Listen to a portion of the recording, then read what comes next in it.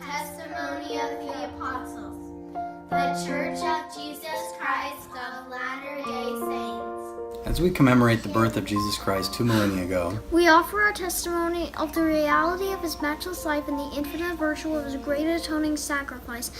None other has had so profound an influence upon all who have lived and will yet live upon the earth. He was the great Jehovah of the Old Testament, the Messiah of the New. Under the direction of his Father, he was the creator of the earth. All things were made by him, and without him was not anything made that was made. How sinless, he was baptized to fulfill all righteousness. He went about doing good, yet was despised for it. His gospel was a message of peace and goodwill. He entreated all to follow his example.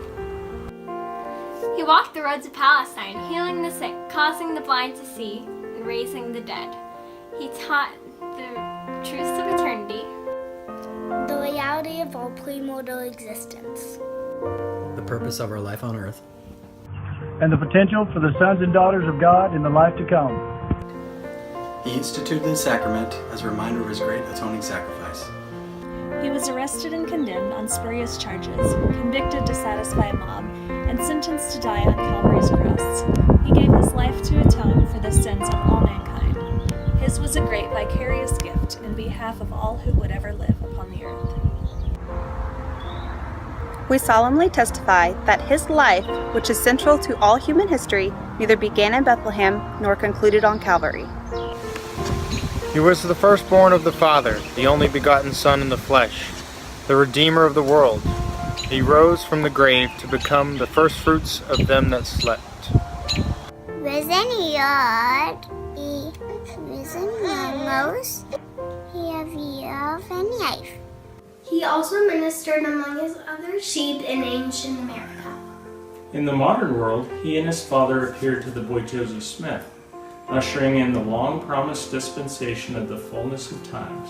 Of the living Christ, the prophet Joseph wrote, his eyes were as a flame of fire, the hair of his head was white like the pure snow.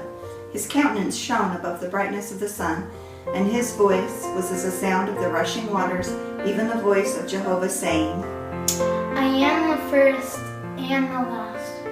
I am he who liveth. I am he who was slain. I am your advocate with the Father. Of him the prophet also declared, and now after the many testimonies which have been given of him, this is the testimony last of all which we give of him, that he lives, for we saw him even on the right hand of God.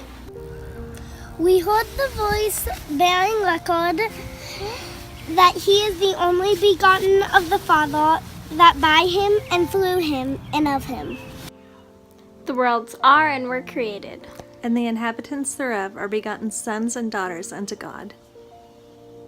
We declare in words of solemnity that his priesthood and his church have been restored upon the earth, built upon the foundation of apostles and prophets, Jesus Christ himself being the chief cornerstone.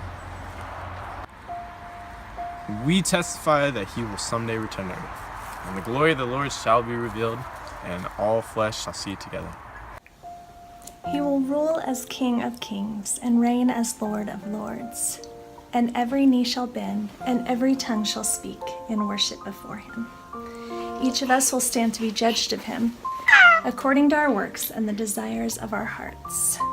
We bear testimony as his duly ordained apostles that Jesus is the living Christ, the immortal Son of God. He is the great King Emmanuel, who stands today on the right hand of his Father. He is the light, the life, and the hope of the world. His way is the path that leads to happiness in this life and eternal life in the world to come. God be thanked for the matchless gift of his divine Son.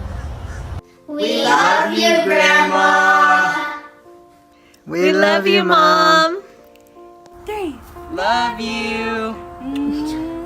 We love you, Grandma. We love you. Grandma. Love you, Grandma. We love you, Grandma. Happy Mother's Day, Mom. I love you. Mwah.